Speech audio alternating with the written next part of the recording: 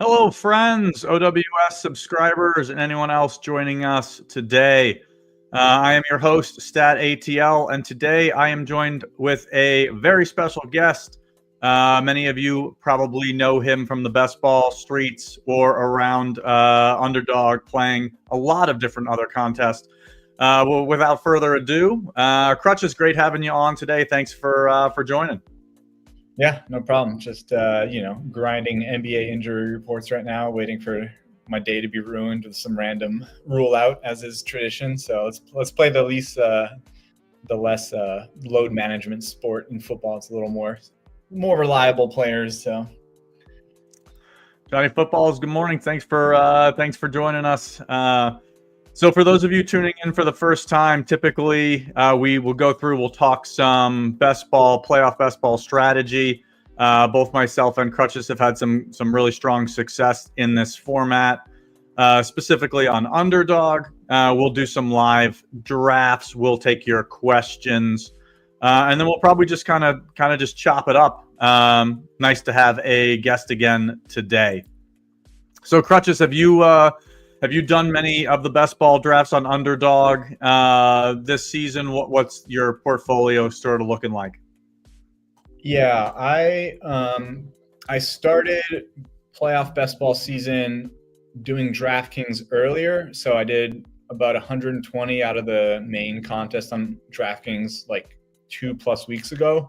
And that was because I hopped in a few gauntlets on Underdog, and then I hopped in a few DKs, and I realized like Jamar Chase had an ADP of 19 on DK. So even if people were just like timing out and auto drafting, he was just going to stay there for a while until he slowly moved down. So I basically just hammered DraftKings first because people were taking George Kittle and Trey McBride and all the Bengals, and like it was just a wasteland, right? So I was like, let me just get super teams because you kind of need them on DraftKings anyway. And then I'll go over to, what's considered a sharper site, I feel like, an Underdog, and then I'll do all that. So today I just finished maxing the gauntlet, maxed the big mitten, did 4 into the bigger mitten, and then I'll probably do the big mitten 2 as well. I don't know how many bigger mittens I'll do, but I don't know how hard I want to punt at that. But yeah, I'll definitely max as much as I can. The bigger mitten is the $500 like 450 entrance one. Yeah, it's interesting because the big mitten's 100 with a 5 max. The bigger is 10 max 500. So it's like everyone, like if you max a big mitten, it's 500, which is like fine, right? It's like playing the DeBomb weekly or something. But yeah, the bigger mitten is like 5,000 if you want to max each one. So I'll do a few probably, but I'm not like rushing into them. So yeah, I don't know that I'll do a few. I'll probably be in for 1, maybe 2. Yeah. Like if for anyone who's watching and has like bankroll or just wants to like punt at a bigger contest, I will say, in my opinion, one of the biggest misnomers I think is that like smaller dollar contests are easier, like high dollar ones is a bunch of sharps. A lot of times it's backwards, I feel like, because you'll have a lot of people with a smaller bankroll that are grinders in the $3, $5 contests, and then you get into a $500 room and you've got people who don't have badges because they're like Underdog DFS player or DraftKings DFS salary players that just have like $1 million bankrolls and they want to like play. And it's also interesting because some of the rooms will fill and it takes like an hour to fill, and then people will not realize it's filled and they'll be auto drafting. So you have someone start like Jared Goff with Josh Allen, or just like the suboptimal builds, right? So there was one, the first bigger mitten I did, where someone auto drafted the entire thing. They had 3 quarterbacks, 4 running backs. Like it was just like a mess. And then somebody in Discord was like, yeah, they won like the NBA DK championship years ago. They're a big player. So a lot of times you'll find maybe not softer rooms, but people who aren't, maybe as into that format as they are into salary cap. So definitely take shots at it if you want. It's not like tough or anything. So.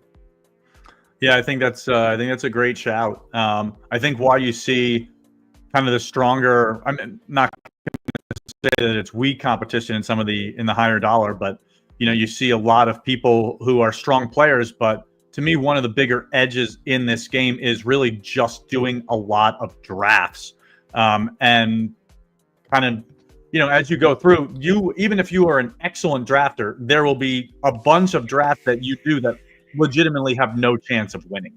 And that has nothing to do with how you drafted, just how the room broke, and things, factors outside of your, outside of what your circumference there. So it's just like, for me, like I maxed both the Mitten 1 and the Mitten 2.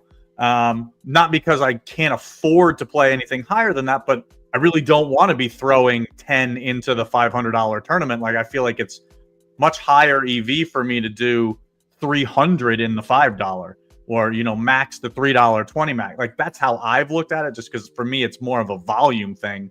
Like, I feel like I've got a really strong edge on just the theories behind drafting, which is why I've really enjoyed doing these and having guests on and just chopping it up. But to me, that's a big edge as well. So I think I concur with you. I think that's where you see a little bit of the edge in the higher dollar contest. So, interesting to me today, we got a brand new contest that just opened with an interesting kind of an interesting structure. Again, it's just smaller buy-ins, a $3.20 max, the Little Mitten, and I don't know how it compares to previous, but I do really like this advancement rate. And I think one of the things that I think gets lost on people who are just firing a lot of these contests is not being cognizant of the advancement rate and structure of the contest, because believe it or not, like, it's different. It's different between the Mitten 2 and the Mitten 3. Like, and there's something to kind of be said about that first round advancement rate. In my mind, there's a big difference between advancement 1 out of 6 versus 2 out of 6 in these, depending on the build type you're certainly trying to get through. It's really trying to thread a thin needle if you're trying to go a 2 bye week build in a 1 out of 6 advancement pool. So I think for those people who are doing a whole bunch of these drafts, it doesn't need to be, 500 or 1,000, but if you're doing 1 or 200, being conscious of the different contests and saying, okay, I want to get some exposure to, Detroit, Kansas City builds. In my mind, it makes more sense to do them in the 2 out of 6 advancement. You could argue that there's a big advantage if you're able to get one of those through in a 1 out of 6, but I think your likelihood, your expected value there is much lower.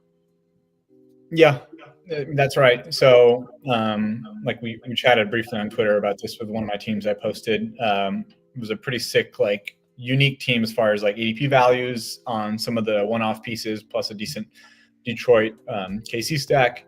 But yeah, it's really just recognizing with yourself too how much variance you want to eat, because if there is a 1 out of 6 contest, let's say DraftKings, for example, really big final, really top heavy, the optimal way to probably approach it is to have minimum a 1 seed on every team, just based on the odds of a 1 seed making the Super Bowl, right? Probably want to build double buy. You could probably try to build, obviously draft slot dependent, 150 KC Detroit teams if you wanted to. And if you get any to the final and it's KC Detroit, you're staring $500,000 in the face if you have a live team.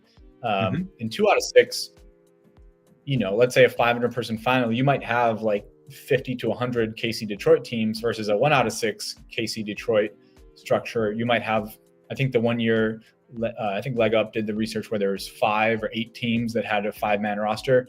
So last year I didn't win anything, but in the gauntlet, I had a very rare combo in the semifinals of Lamar Jackson CMC. So double buy with the combo you couldn't get for 90% of the draft window. So had I made the Super Bowl, I probably have $30,000 to $40,000 EV, just because there's probably less than 5 teams that have double buy, and even fewer that have the nutted combo of CMC Lamar if they win that game. So it just depends on how much variance you want to eat versus, knowing that, hey, if I play, what is chalky one, Buffalo Detroit or Buffalo Philly, I'm probably going to be chopping this, which is fine, but it's just a different path, right? So. Yeah, I think you nailed it there. It's kind of a risk tolerance thing. One of the 1 seeds, I think historically has made 42 or 43% of the Super Bowls, has had at least 1 seed. And, that advantage is just going to get even more exacerbated here, because now there's only 1 bye per conference. So that bye is worth more than it used to be when multiple teams got a bye. So Yeah, You know, I think. Go ahead. I'm usually not too far off with what Vegas says. So I think last year I was more on the one seeds because I thought they were both pretty dominant. This year they're both very good, and obviously Casey has the playoff experience. But I think it's pretty valid to question Detroit. I think everybody's now high on them because of one game, and they're down on the Vikings. But that game was like, obviously I'm a Vikings fan, so I'm a bit biased, but like that game was close. Both defenses played well, and eventually I think the Vikings like defensive will just broke because they couldn't score on offense. So the defense finally gave in and let up those huge runs. But like, if one of two of those are touchdowns, I think it's a different game as far as at least staying close. So I think, for example, if you look at Super Bowl odds, Vikings, Rams both have somewhat long odds, but part of that is because they're facing each other and they're both legit. So whichever one wins that, I could see shooting up big time in odds. So like keep that in mind when you're just looking at raw ranks, basically. Because, for example, the flip side, we look at Tampa, Washington, which I'm underweight Washington, and it feels really bad now that they're playing Tampa. Like Jaden Daniels is probably going to score 37 fantasy points in that game and knock all my teams out in round one. But the difference is if they win, their odds are still going to be fairly longer because they're, defensively they have some issues and offensively, a little bit of issues too. So just keep in mind like how the odds can change very fast based on the matchup, whoever they're facing. So. Yeah, no, I think you nailed that. It's so interesting to me, the overreaction based on one or two games. The Vikings obviously had a very, results oriented. If you're a box score watcher, had a very poor outcome, in week 18. But if you go back to whatever it was, week 7, week 8, like I think the game was 31-29. Like could have gone either way when they met the Lions the first time. And the Lions were a stronger team then with a stronger defense. Their defense has gotten worse. Yeah. So to me, I think that's quite an overreaction. I'm happy to buy a little bit on Vikings pieces, not just because you're a fan and you're on the show today, but it's been something that I've been doing quite a bit. And another big faller that I'm not sure that I completely understand is the Packers. Outside of Josh Jacobs, who early on in drafts, and maybe it was a little different on DK, you have more experience there than I do on the Bestball side. He was like a 2-3 turn guy, early mid December, and now he's he's generally going 4th, 5th, 6th round in some drafts. He's the only Packer that goes before like the 8th or 9th round. Like Jaden Reed, Jordan Love, Romeo Doubs, all those guys are typically going super late. Like you can grab those guys 8th, 9th, 10th round, and they've got a tougher matchup against Philly, but like their offense also got more consolidated with the Christian Watson injury. So to me, it's an interesting buy spot. I feel like these are teams that I have some real interest in, specifically when I'm building kind of those bye week builds. These are great like one-off pieces that you can be getting a discount on now. Yeah, I think the seeding was really bad for my portfolio because I have a lot, most likely, of Eagles with some Packers. So I much would have rather had 2 games out of them. But to your example, I agree. If anything, with the Watson injury, they're more concentrated. We literally, even before the Watson injury, I thought Wicks was a better pick just from being so low drafted and knowing that there's inherent risk with Christian Watson's injury history. So, for example, I just pulled this up because I had this team saved. This is the most ridiculous one I've seen this week. This week I drafted this team: Sam Darnold, Aaron Jones, Saquon Barkley, Justin Jefferson, Jordan Addison, TJ Hawkinson. So the full Viking stack plus Saquon is a one-off piece to get a little weird there with the double NFC. On this team, Josh Jacobs fell to 54. I got him at 54 as my 3rd running back in the 9th round. And then it's a KC stack with Hollywood Brown, DeAndre Hopkins, and then a one-off Keon Coleman in the 10th round at 55. So like, just shows how ridiculous some of the prices are. But yeah, like that's a team where it's like, is it optimal to have, Saquon, Josh Jacobs, both as one-offs facing each other? No, but like there's not many other teams in the contest that have Josh Jacobs in the 9th round. So I'm just going to take him and advance this team, hopefully. Yeah, I mean, that's one of the things that I think you just kind of have to be conscious of as while there is some, strong expected value in trying to thread that thin needle of building out, a deeper team where, if you get to the finals, you have 6, 7, 8 guys. You also have to get out of the first round. So it's so hard to ignore a borderline screaming value like Josh Jacobs. At 54, that's the 9-10 turn. It's just kind of like, you could take Josh Jacobs, or you could take Noah Gray. Like, it's just like, what are we doing here? So I hopped into a draft just because I always like to just do a couple of these while we chit chat. Drew the 2-hole here. Going to just start off with Lamar Jackson and see how the build falls through. So, Donnie, thank you for joining today. Sounds like your first time making it live. Appreciate you hopping in. Good to have you.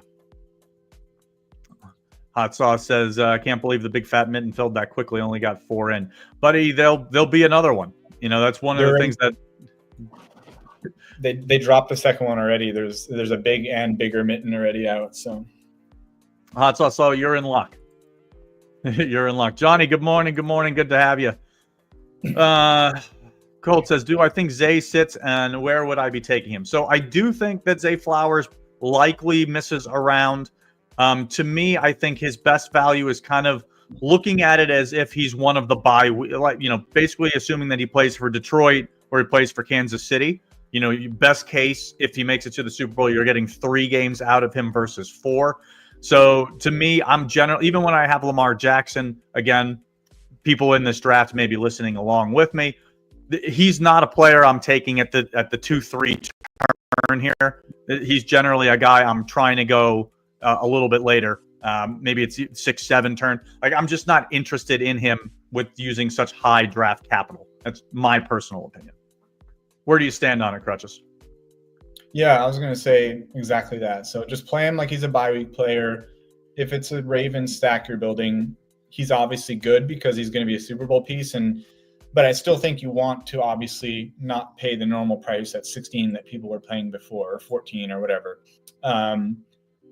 I joked about this in a Davis Maddox stream in the chat the other day, and I said, like, over under 29.5, what do you think is the right price? And I think that's right where I like him. Like, if you can get him at 30, you're getting him where most of the field in like a contest that's been open, you get him close to where most of the field has not gotten him. So you're getting a somewhat unique build. But realistically, you can just take Mark Andrews first. If he falls, great. If not, you get Rashad Bateman if you want him. So I think that's the play now, is you just flip it where it's like, all right, I'm prioritizing Mark Andrews, and then we'll see what happens with Zay. Usually someone takes him because it takes a while to ADP to adjust downwards. But if you don't, then you can get him as late as like 36 probably. Yeah, no, I agree with that. Isn't taking him plus EV right now, taking him at 32. Yeah, it is. I think that the key thing to kind of take away is, because of the uncertainty, because of the likelihood that he's, in an ideal world, he's now playing 25% or 33% less games, even if he makes it to the Super Bowl, than he was if he was playing in the first round.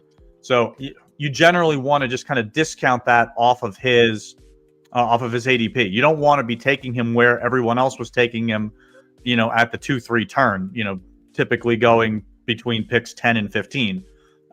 You got to wait a round or two. If not, I think you're really doing yourself a disservice. So had an interesting kind of decision on this board. I didn't want to interrupt you. Started off Lamar, Amon-Ra, came back to me at the turn, had the opportunity to go Amon-Ra, AJ Brown, which would have been a very unique pairing. Looked at it with the Jalen Hurts drafter to my right. I didn't love that. I didn't think there was a possibility of getting, let's grab Rashad Bateman here. I'm not high personally on, as we've talked about, I'm not high on taking Khalil Shakir in this spot, just because that's so likely going to be the next round matchup. I want to try to set myself up for more success. I think the question here is, do I want to grab Zay Flowers now, or do I push it another round? I'm going to take him now. One of the things that we talk about on stream in the past is kind of paying attention to the rest of the board. If I look here at the 5-hole, starts off Gibbs, Goff, and then went Andrews, Laporta. Very likely that he's looking to take Flowers at 29 or 32. So I felt like it was a little earlier than I would like to take him, but I feel like it's unlikely he's coming back to me. Yeah. To the AJ Brown point, I think if you're playing volume, the right decision is always the unique ADP thing, especially if it makes sense structurally, where you're getting two NFC teams you can play it through. I just think it's kind of like in battle royales. If you're playing the weekly battle royales, like you could probably auto draft your first 2 rounds off ADP and just be like, okay, I'm getting this guy at 6 who's a 4 ADP, and I'm getting this guy at 10 who's a 5 ADP. This is unique just because not a lot of people have this. And now I stick to my projections and build the best team I can. Just because like it's just one of those where it's like fewer teams have it. It's such a lotto anyway, but even if it's one of those two, AJ Brown's an advance rate piece, scores 30 points this week, loses next round, cool. Not a lot of people might have that same exact style team. So generally I lean towards that. If you're playing, 5 teams or even 20 teams or something, just go with your gut and build the teams you want to root for / what do you think is good in general. Obviously following the guidelines of having a live team in the Super Bowl and being able to advance, all that stuff. So yeah, I think you nailed it. So one of the things that I think is kind of an underrated thing that I'm not sure people pay enough attention to, and I'm only explaining that because I'm about to do something kind of off the board. I'm now through 5 rounds. I don't have a running back for round 1, and to me, there's only one left on the board that I feel comfortable to give me a decent score round 1, and that's J.K. Dobbins. So I'm going to snag him here, even though to my left gentleman already has 2 running backs. I don't want to take the chance because if I don't get him, I feel like the team is basically dead. So for here, go ahead. I was going to say, no, let's make this pick first. Yeah, so I think on this build, I'm going to really lean into Detroit. I'm going to take the chance on David Montgomery here to go along with Amon-Ra and Jameson Williams. And because I've already got Bateman Flowers, I don't feel the need to go grab another Raven. I feel like if I want somebody, I could take a Nelson Aguilar in the 10th round if I want to add a third, if that's really where I feel like I need to go on this build. Yeah, I was going to say, I don't think I have a ton of Dobbins. Obviously, the Chargers are my bailout AFC team from a quarterback stack perspective. And I think he's a good pick.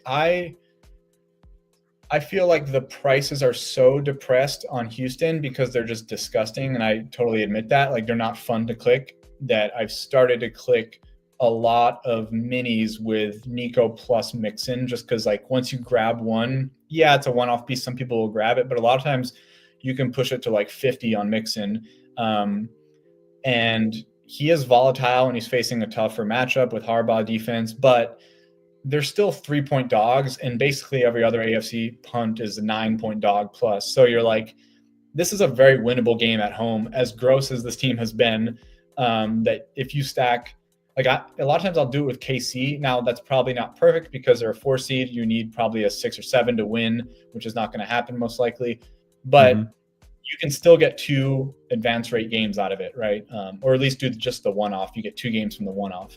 So that's one I've been doing a little more of, just because it doesn't feel good. Like, I'm down on Houston, but it is still a 3-point spread. So they're by no means dead, and they have a really good defense. Houston does. So, you just never know.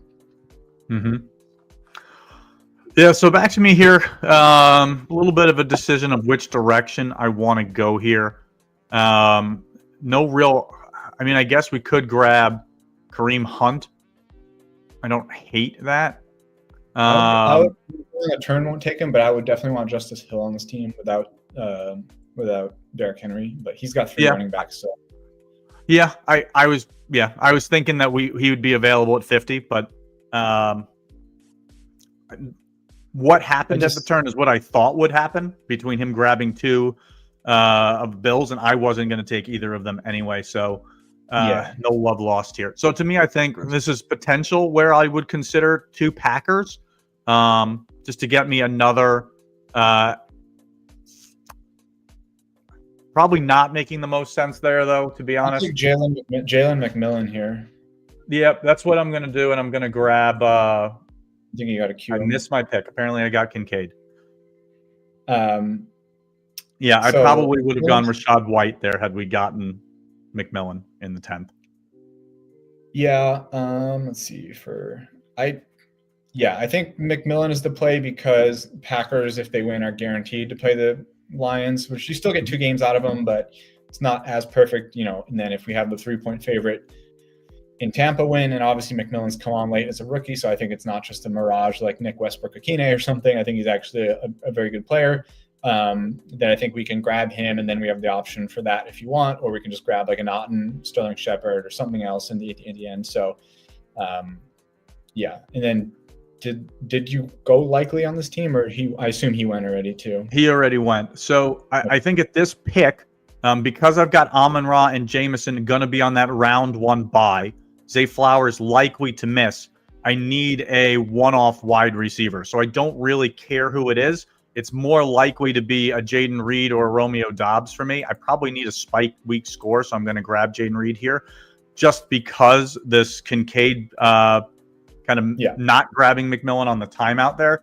I need the upside as a potential just score to help me get out of round 1 since my 2 best wide receivers are going to be on bye. Let's answer some of these questions from Hot. So actually, we'll do that while we hop into another build. We're gonna do. We'll fire again into this same contest in case anybody wants to join with us. It's the Little Mitten 4.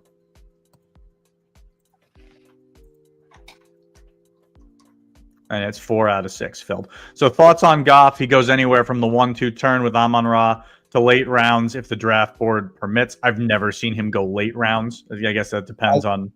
I've seen in Discord he went in the 9th round in some guy's draft. He just pushed him and pushed him and pushed him. So it exists, but it's very rare. I would say by the 36 range, other teams are probably incentivized at that point to just click him. So just beware of that. So, yeah. I think Hot Sauce. I think it's kind of build specific. You want to be conscious of the board. A build that I have really enjoyed trying to get, and maybe we'll do it here from the 4 hole is going Gibbs, Amon-Ra in the first 2 rounds and trying to push Goff. But again, you kind of have to be nimble in these drafts. You can't come in rigid with so it's nothing wrong with having a plan, but you got to be able to, pay attention to what's going on and realize that, hey, I want this to happen, but it's very unlikely that it will actually happen. So hopefully that answers your question. The other thing to say is, obviously, in the sharper rooms, if you know a lot of the people in your draft and they're not messing around, then you can push them. But obviously, you're looking at the board. The other thing is, if you do, it's obviously a pretty extreme start. But if you start Gibbs, Amon-Ra, and get JMO, Laporta, so you get all 4, and your room is sharp, that point you could probably do the round 9 Jared Goff push. But you have to make sure nobody's autoing because he's the top ADP guy, all this kind of stuff. So it's tough, but if you're in like the perfect spot, that's when you could push them like way, way far, just because it doesn't make sense for anyone to take a naked Goff at that point. But it's like a very limited scenario. And if there's people you don't know, non-badges, people that might be on auto draft, like you have to be real careful. So. Yeah, good shout. I think a lot of it is just kind of paying attention to the draft, seeing if people are auto drafting. Because if you notice that someone is auto drafting, the likelihood of a certain player getting back to you is obviously very low. So we started off Gibbs here.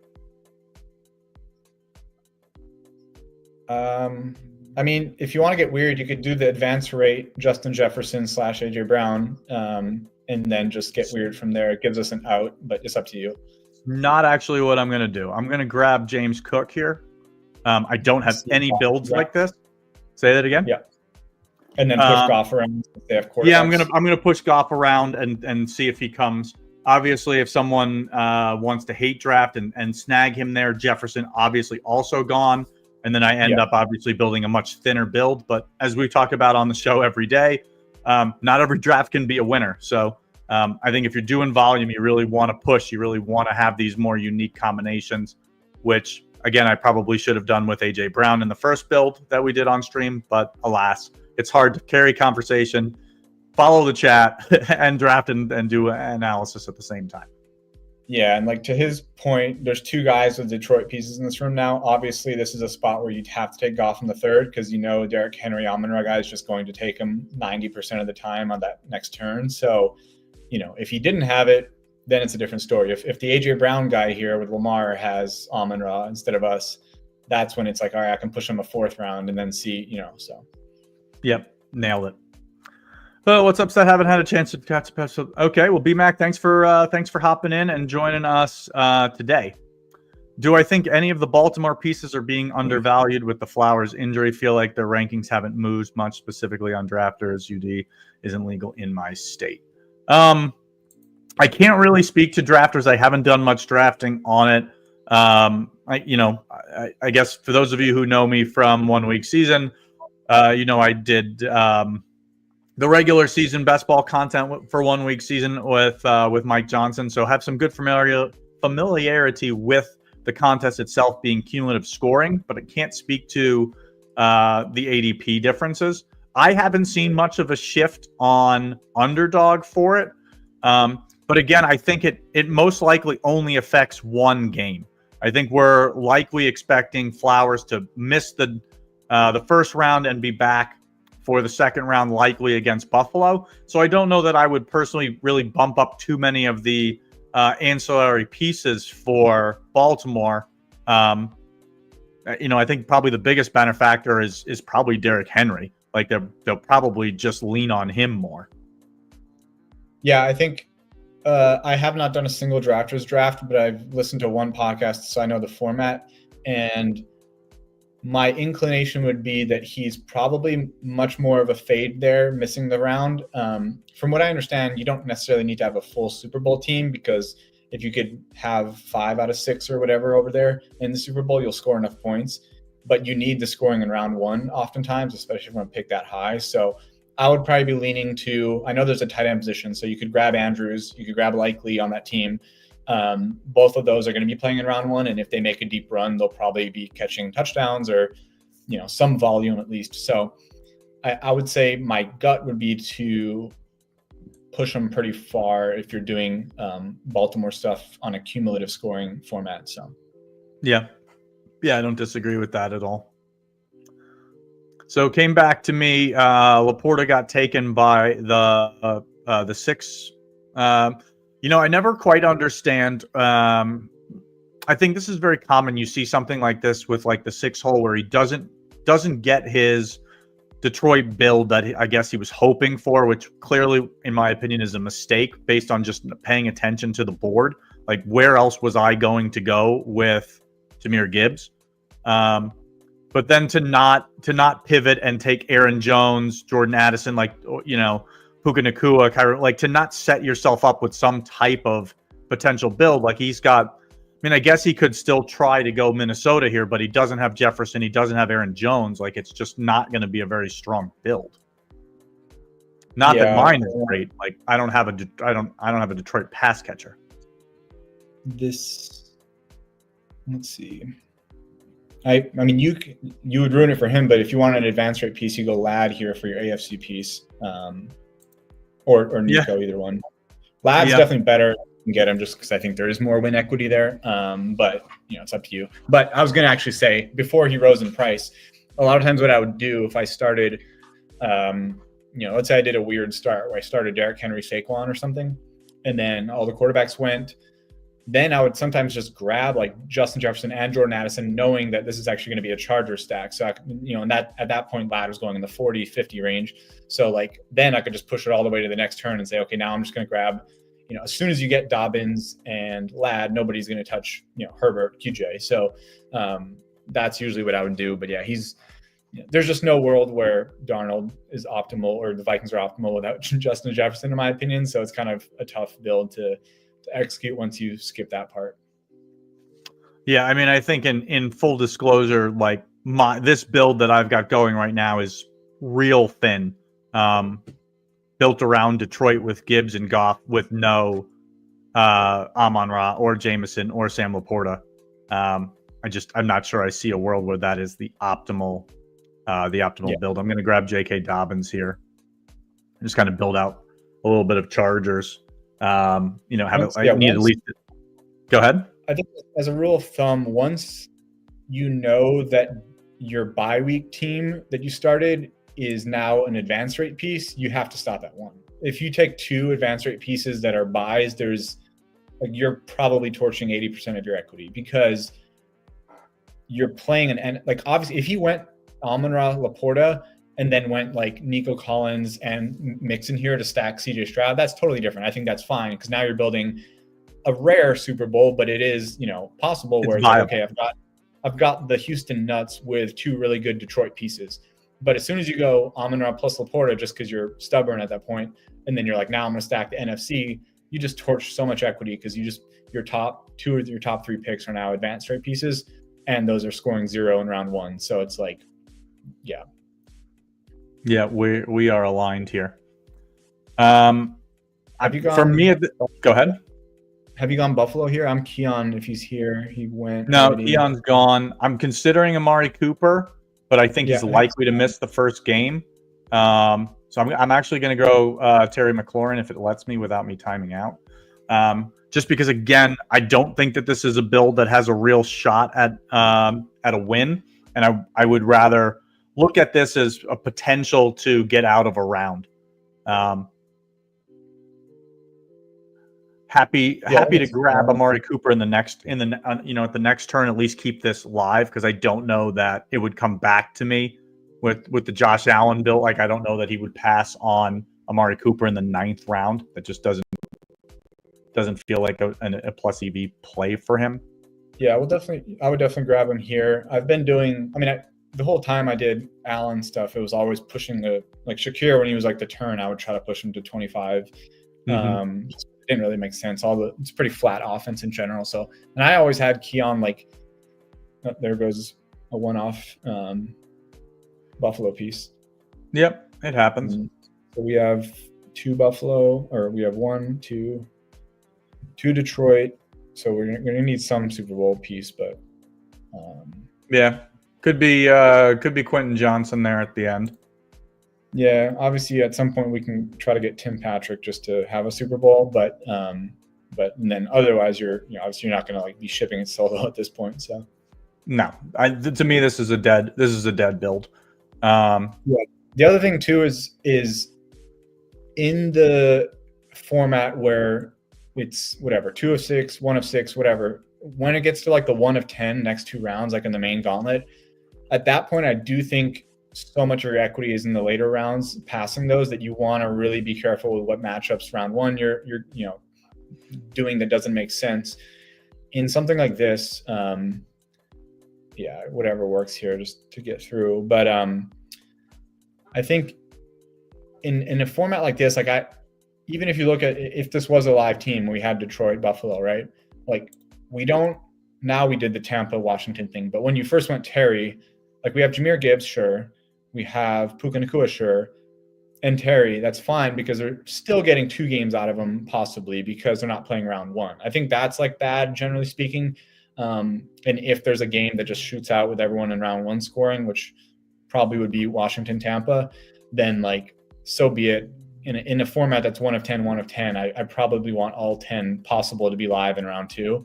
But in these formats where it's 2 of 6, 1 of 5, 1 of 5. Yep. I think you could be a little thinner. I'm going to sacrifice 1 player in round 1 just to get through, and then I have still 9 players. I think it's okay, but I think I need another Buffalo piece here. Or do I want another Detroit piece? I've got Herbert. I think Patrick, if he's there. If not, you can grab Dawson Knox or whoever. Yeah, I've got Tim Patrick kind of queued up, which is what we'll do. That gives us 3. Then you've got 2. This would be technically a Detroit Chargers Super Bowl. Yeah. Agreed with you. I will label it as dead when I label my teams. Yeah. I stopped labeling after a while. Or not this year I didn't label a single one. So once I get to round 3, I'll label whatever's alive at that point, just so I know which one's to root for. Yeah. Generally, I go through, and if I think that there's some really strong builds, I'll label them, and I think that's kind of worth the time. That's probably the way to do it. this week when I was like really getting in my gauntlet volume, I would do 2 at a time. I don't really like to do more, but 2 at a time I can still think a little bit and do them. But I didn't click any names onto them, so we'll see in round 3. I've got 85 gauntlets left to do, so we're gonna fire up one on stream here, and then I can let you run after. I try to keep these to around an hour. I think most days we've gone somewhere between 55 minutes and about an hour 15. Some days we do 3 or 4 drafts. Some days we do 4 or 5. Kind of just depends on how much myself and a guest are chit-chatting. All good. Yeah, I've got a little bit of time to finish MBA. So yeah, one of the sports I do not play. I just can't. I know it's just not one I enjoy watching, and I don't do this for a living. I've got a normal 9 to 5 or full-time 9 to 5. Yeah. So to me, I play the sports that I enjoy watching, which for me are football, golf, and hockey. Those are the DFS sports I play. Yeah, luckily Underdog dailies for basketball don't have any late swap. There is there is swaps if someone gets hurt, but all you have to do is just set your ranks and it auto swaps. So I'm not like rebuilding my lineups every single lock. Usually it's 7 p.m. log out.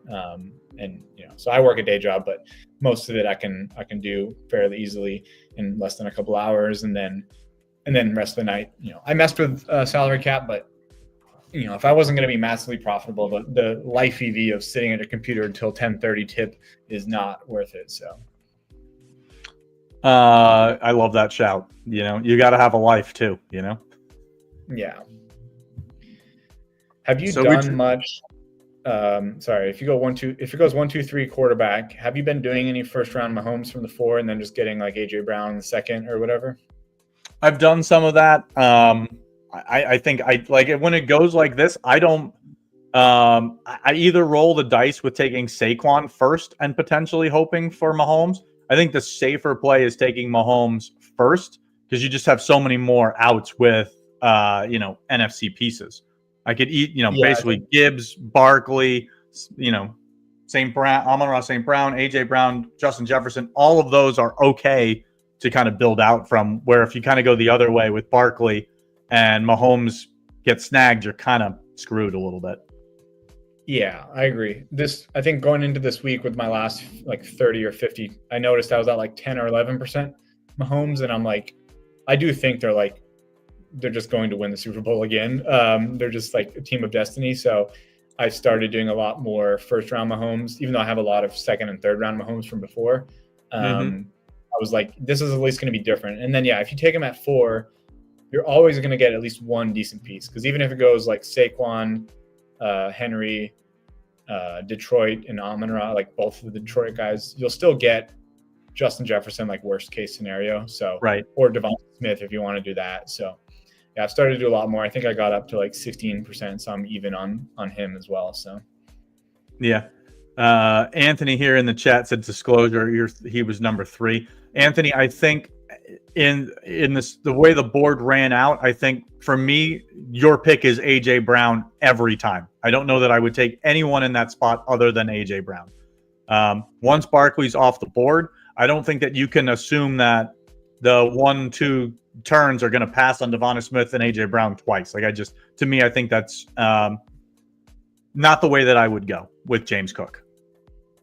Yeah, AJ Brown is like clear alpha, so I take him. If I'm in the 3 hole and I have to decide on reaching for Devonta, the problem if you don't reach for Devonta, one of the Lamar Allen teams 95% of the time takes their NFC guy in Devonta Smith.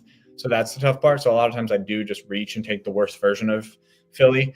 But sometimes at that point I'll try something weird and see if I can push him around, and then sometimes I get him around. But the problem is here now I definitely wouldn't have taken Devonta there. You can push him past us on the 4th round, which is still a little bit of a reach, but you want to get him before the turn. But that's the problems you kind of set yourself. I guess we have Saquon, so you thought maybe we go. But yeah, the problem is if you just grab Devonta there, you have a skinny at least, so you can just at that point push Goddard to the 5th or whatever and see, or take him to the 4th. But I have some teams that people just reached on it and it's just naked Hurts with like 4 Kansas City pieces, and it's like it's obviously thin, but it's like, well, 3 tush pushes in the Super Bowl. We're live, so. What do you like here? Do you like grabbing Kelsey with my Mahomes to go Mahomes worthy Kelsey, or do you prefer like a Nakua or Jordan Addison going a different direction? What do you prefer? If we had Detroit KC, I would take one-offs, but I think with just Kansas City on the bye, then I'm just going to take Kelsey. Yep.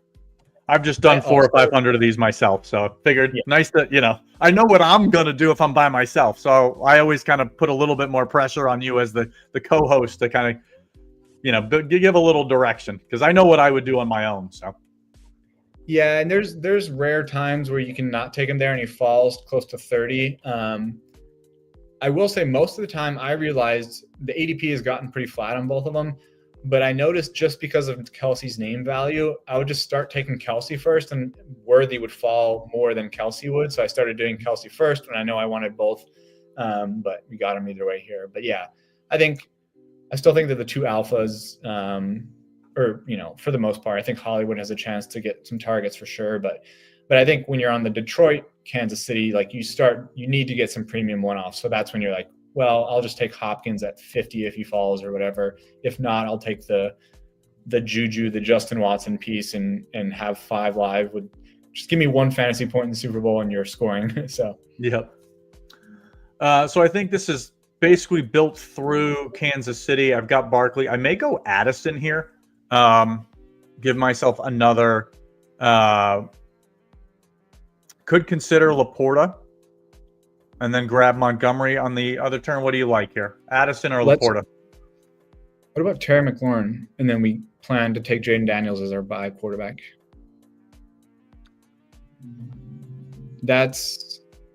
They're not going to play round 1, and they wouldn't play round 2 because they're the 6. So you would get, if they win, you're getting 2, maybe 3 games out of Jaden Daniels, Terry McLaurin. It's just not something I'd normally do. I'd probably go Addison, but I think it's interesting. I don't have a lot of Washington, so I find it tempting. That game, I mean, Tampa's secondary is horrible. So, yeah. So kind of the same. I'm looking to my left right now. So no one to my left has a Detroit piece. Would you consider a back stack here with Laporta and Montgomery, or would you rather take Jaden Daniels now? I would. If you do it, I would do 1 Detroit and then just take a 4th Kansas City guy if you're going to do it. I don't think, or you just push like one of them super far and see if they fall. But in this case, I'm pushing Montgomery to like 50 and see if I can get him for free. Yep. And I had less fear about taking Jaden Daniels just because, again, you don't know the room, but the guys to my left have Allen, Lamar Jackson and Jalen Hurts, guys who don't have a bye. So it's just less likely that they should take a second quarterback. Again, you don't know, but go ahead, Krutches. No, you're good. I was going to say, I also just don't value spending equity on the second quarterback to where, like, even if we didn't take him here and we pushed him to like the 8th or 9th round, if somebody takes him, I'm like, cool, I'll just take like whatever, naked Jordan Love, or just like last round Romeo Dobbs, Jordan Love, like just, you know what I mean? Like it doesn't, they don't separate as much as skill positions. So if there's like a good skill position guy, then you're just like, all right, we'll punt him another round. But yeah, I think if you're trying to obviously build for just specifically Daniels, McLaurin, then we could take him at ADP here. Yeah. So now I'm looking to my right on this board. Considering, I'm okay with pushing Jaden Daniels here. Do I want to take Kareem Hunt or DeAndre Hopkins? Or do I want to grab Josh Jacobs just at that kind of screaming value? I would take Daniels because I don't know what this 6-hole guy is. He's going to go Darnold most likely, right? He's got Jefferson, Aaron Jones, and Jordan Addison. But again, the guy in the 5-hole, Cheese 24 Skull, who I believe is someone who's actually listening, he does need a bye week quarterback. He should go with his 2 Chargers. But go ahead. He should go Herbert. No. I was going to say I wasn't worried about him just because I knew he's very obviously setting up the Chargers Detroit Super Bowl. So yeah, once I saw the Rashad Bateman, it kind of threw me off. But he has Derrick Henry, so he's going Minnesota, Baltimore. It makes sense. But I wasn't looking super close. Yeah, I don't think we lose. I don't think we lose any crazy pieces though. Were you going to take Jacobs there? I was going to take Jacobs and then probably take either Kareem Hunt or DeAndre Hopkins at 45 and try to push Jaden Daniels one more round, again, thinking that these guys don't need a quarterback. That was my thinking. But yeah, I think that's where we differ. Like, I'm not voluntarily taking Saquon with Jacobs together. I did literally on that one team. That was before, I don't know if it was before the matchups were set, but it was pick 54, so I took him. But overall, I really don't want the first round matchup if I can avoid it for the most part. But I think Hunt is the pick if you were going to go running back there. So we've got our bye week running back. I think to me, this is a build where I would consider another Philly piece.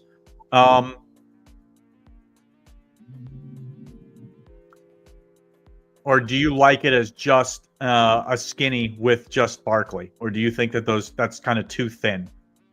No, at this point we have 5 buys, so we need round 1 scoring. So we're not taking Jahan Dotson and Calvin Harris. You're right. Good call there. So I've got 5 buys. Go ahead. Scroll up to the top if you can of the queue. This is Hawk if he's there for sure, I think. Or Cup, actually. Cup is the play here without any Rams. We can also get 2 games out of Cup because we don't have Minnesota on this team. So yeah, to me, this is I'm playing one-offs here. So I've got Jaden Daniels, Terry McLaurin, Cooper Kupp, Saquon Barkley. I'm literally just trying to fill out 5. Go ahead. This is perfect for. We have Saquon, and we're just betting on him smashing, obviously. So we don't need another running back, and the running backs are really thin back here. This is like perfect for. Okay, we're going to eat the game 1. We're going to lose a player. We take Romeo Doubs, for example, and then we play that as a game stack. The game goes kind of high scoring. Saquon breaks off some runs. We need him to advance.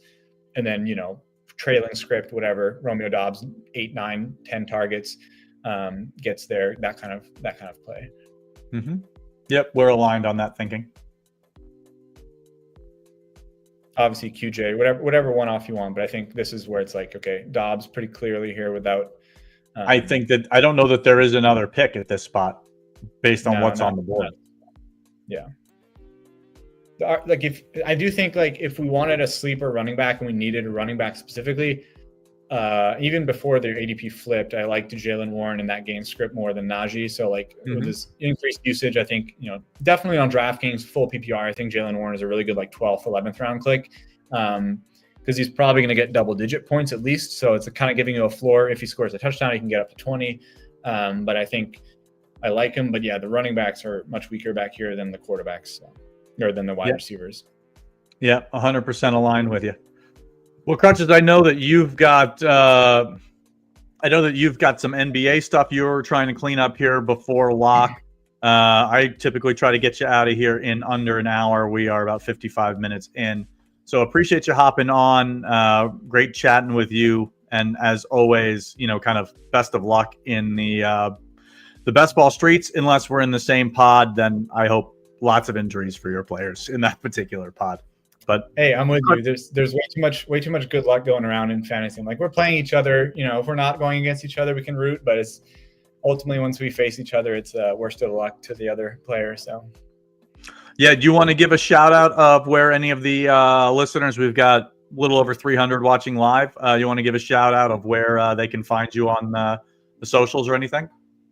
Yeah, I frankly don't post anything tout-wise, but McDonald's XBT on Twitter or XBT, just the letters at the end. But other than that, I'm around in various Discords. You can just tag at Krutches. You'll probably see me if I'm in the Discord.